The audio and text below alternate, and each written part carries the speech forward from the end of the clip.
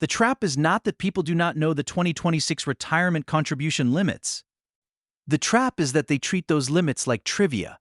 They hear $24,500 for a 401k or $7,500 for an IRA, and it feels like they learned something useful. But knowing the limit does not move $1. The real question is much more uncomfortable. What exact paycheck, what exact account, and what exact rule will turn that limit into money you actually save? Because a retirement limit that never becomes a payroll decision is just a number you admire from a distance. And here is my view right away. For most people, the boring contribution setup matters more than the clever investment opinion. You can spend 3 nights comparing ETFs and still lose the bigger game if your paycheck system is weak. Welcome to Grow with Tony. Simple money lessons for education only, not financial advice. Today, we are going to break down the 2026 retirement contribution trap in a way that is practical, not just technical. I am not going to tell everyone to max out every account.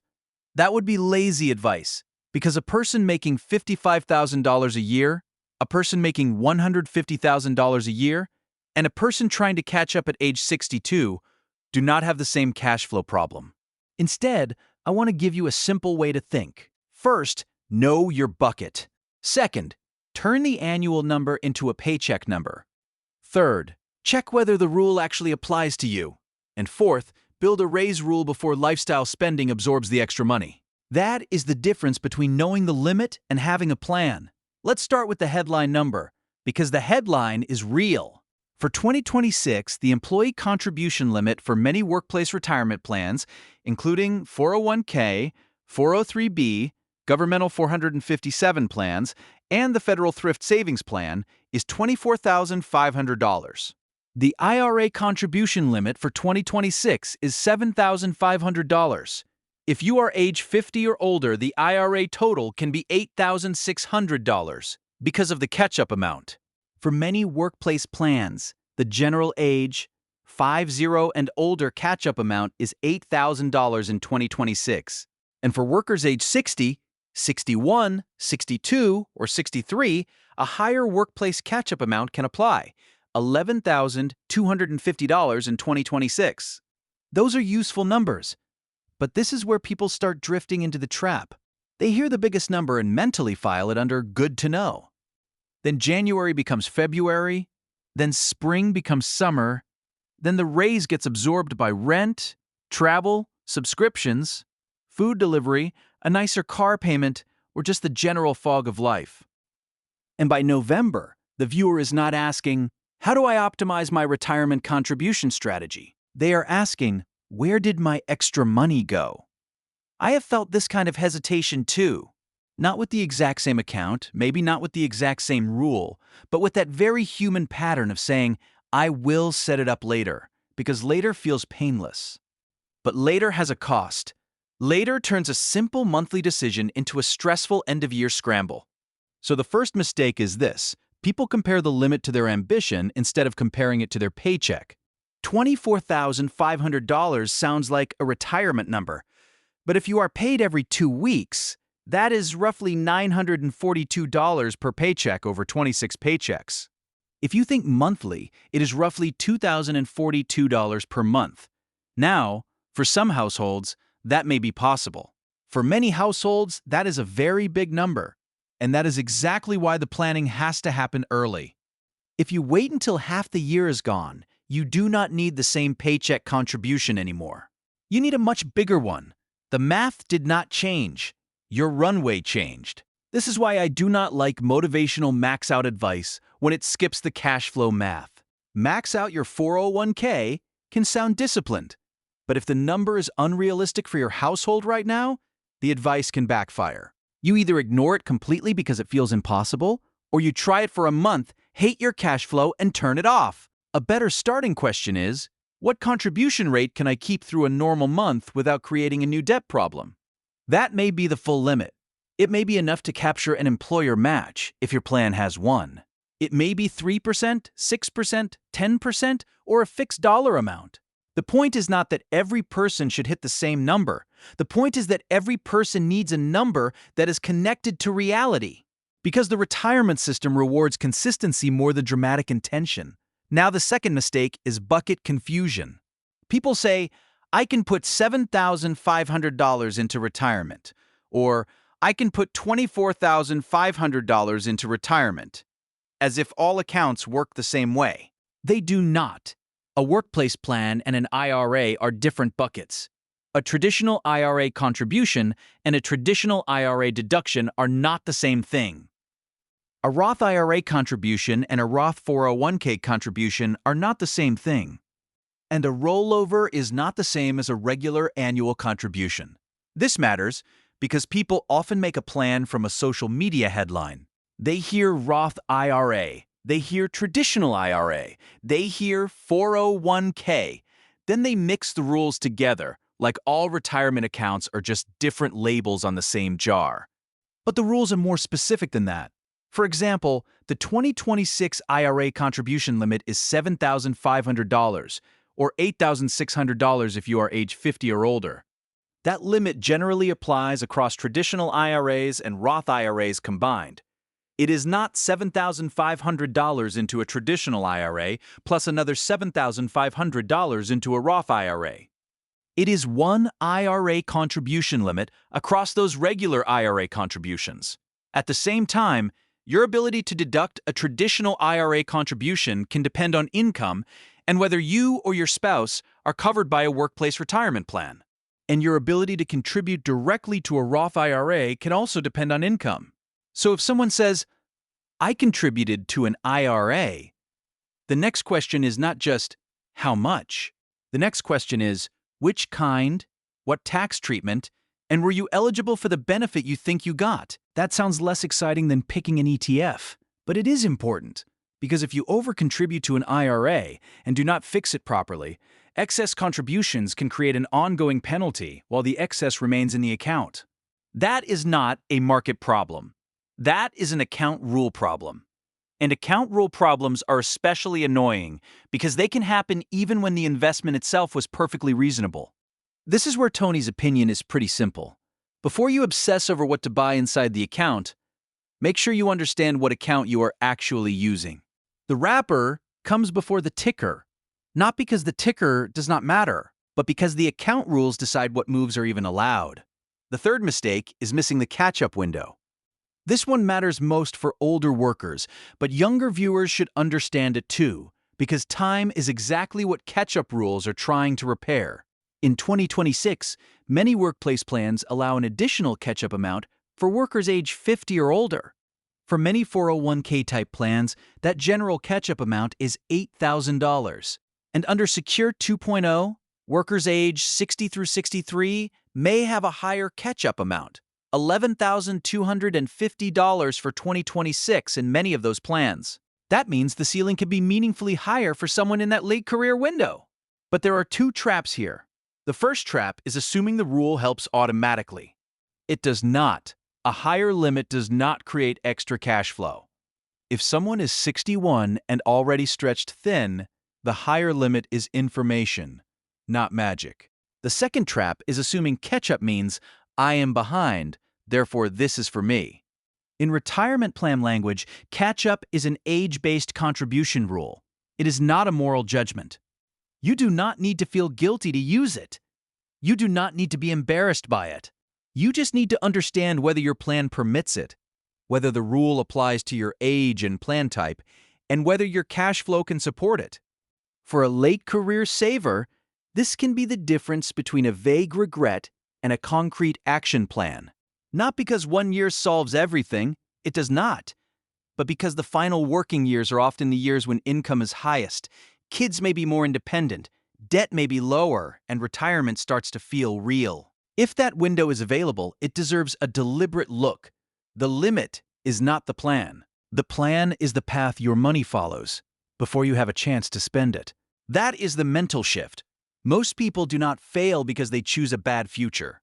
They fail because the money lands in checking, mixes with normal spending, and gets claimed by whatever feels most urgent that week. So the job is to give the money a path before the month gets noisy. So let's build the simple audit. 4 questions. Question 1. What bucket am I funding? Do not start with the investment. Start with the account. Am I using a workplace plan? Like a 401k, 403b, 457, or TSP? Am I using a traditional IRA? Am I using a Roth IRA?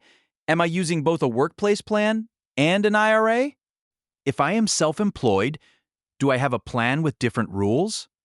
This question matters because every bucket has its own limit, its own deadline mechanics, its own tax treatment, and sometimes its own employer rules.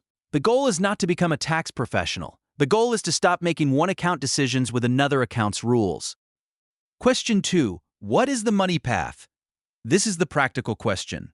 If the money is supposed to go into a workplace plan, what percentage or dollar amount is coming out of each paycheck? If the money is supposed to go into an IRA, is there an automatic monthly transfer, or is it just a hope for April? If the goal is annual, what is the monthly number? If the goal is monthly, what happens when income is irregular? This is where the plan becomes visible. For example, a person might say, I want to put $7,500 into an IRA in 2026. That sounds like one decision, but it could become a much easier system if it is translated into $625 per month. Or it could become $312.50 twice a month. Or it could become a smaller automatic amount plus a planned bonus contribution. The exact design depends on the household. But without a money path, I want to contribute stays vague. Question 3. Does the rule fit me? This is where you slow down before assuming. If you are using an IRA, check whether you have enough taxable compensation for the contribution. Check whether your traditional IRA deduction could be limited because of income or workplace coverage. Check whether direct Roth IRA contributions are available based on your income and filing status. If you are using a workplace plan, check your plan rules. Your plan may have specific limits, catch-up procedures, enrollment rules, investment menus, matching formulas, and payroll timing. If you changed jobs, participated in 2 plans, or had side income, be extra careful. The IRS rules include aggregate limits, and it may be your responsibility to monitor deferrals across unrelated employers. That is not the fun part of personal finance, but it is the part that prevents clean intentions from turning into messy corrections. Question 4. What is my raise rule? This may be the most underrated part. Most people do not fail because they are irresponsible. They fail because every raise gets assigned a job before retirement ever sees it. The rent goes up, insurance goes up, food goes up, vacations get nicer, the car gets upgraded, the baseline quietly rises. And because the old retirement contribution stayed the same, the person's savings rate actually falls behind their income. So a raise rule could be simple. When my pay goes up, part of the increase goes to retirement before I redesign my lifestyle around the full raise. Maybe that means increasing the workplace contribution by 1 percentage point. Maybe it means raising the monthly IRA transfer. Maybe it means using part of a bonus to fund the IRA earlier in the year. The specific number is personal. The principle is not. If you do not pre-decide what happens to extra income tends to disappear. Now let's make this concrete with 3 viewer situations. First, imagine an early career worker. They hear the $24,500 workplace limit and immediately feel behind. That person may not need shame. They need a starting system. If their employer offers a match, their first focus may be understanding the match and contributing enough to avoid leaving available employer money unused, if their budget allows. Then they can set an auto-increase rule. 1 percentage point more next quarter. 1 percentage point more after a raise. 1 review date every 6 months. That may sound small, but small automatic improvements can beat a giant plan that never starts. Second, imagine a mid-career worker. They have a workplace plan, maybe an IRA, maybe a spouse with a different plan, and enough income that eligibility rules matter. For this person, the trap is not laziness. The trap is assuming all retirement moves are interchangeable. They need to ask, am I contributing enough through payroll? Am I eligible for the IRA tax treatment I expect? Should my next dollar go to the workplace plan, IRA, debt reduction, cash buffer, or something else? This is not about finding the fanciest answer. It is about making sure the next dollar has a job. Third, Imagine someone age 60 to 63. This person may have access to a higher catch-up window in many workplace plans. That does not mean they should panic. It means they should check. If retirement is close and cash flow allows, this window may be worth discussing with the plan administrator or a qualified tax professional. The question is not, am I bad because I need catch-up? The question is, do the rules give me extra room, and can I use any of that room without damaging the rest of my financial life? That is a much better question. It is calmer, it is more useful, and it respects the fact that real people have real bills. Now, one more warning. Do not let the contribution conversation turn into a fund-picking distraction. Investing the money matters. Of course it matters, but if the contribution is not happening, the perfect fund allocation is theoretical. This is why I like the phrase, wrapper before ticker, path before product, system before opinion. If you know the account, know the money path, know the eligibility rules, and know your raise rule, then the investment choice has a healthier foundation. But if you skip all of that, it is easy to become the person who argues about expense ratios while contributing far less than they meant to. That is the real 2026 retirement contribution trap. It is not that the official limits are too hard to find. It is that people mistake the announcement for the action plan. So here is the final audit you can use today. Write 4 short lines. Line 1. The account I am funding is. Line 2. The amount or percentage moving automatically is. Line 3. The rule I need to verify is. Line 4. The next raise rule is. If you cannot fill in those 4 lines, you do not have a contribution plan yet. You have a retirement intention. That is not an insult. It is actually good news, because intentions can become systems, and systems are where the money starts moving. The best retirement move for 2026 might not be discovering a secret investment. It might be opening your benefits page, checking your IRA eligibility, changing one payroll percentage, and writing down what happens to your next raise. That is boring. But boring is not weak. Boring is often what separates the person who talks about building wealth from the person who quietly builds it. So do not ask only, what is the 2026 limit? Ask, what is my bucket? What is my paycheck path? What rule do I need to verify? And what happens when my income rises? Because a contribution system, even a modest one, is where the plan starts working. Comment below with the account you need to check first. And subscribe to Grow with Tony for more simple money lessons that help you build wealth without turning your life into a spreadsheet. Keep learning, keep growing your wealth, and I will see you in the next one.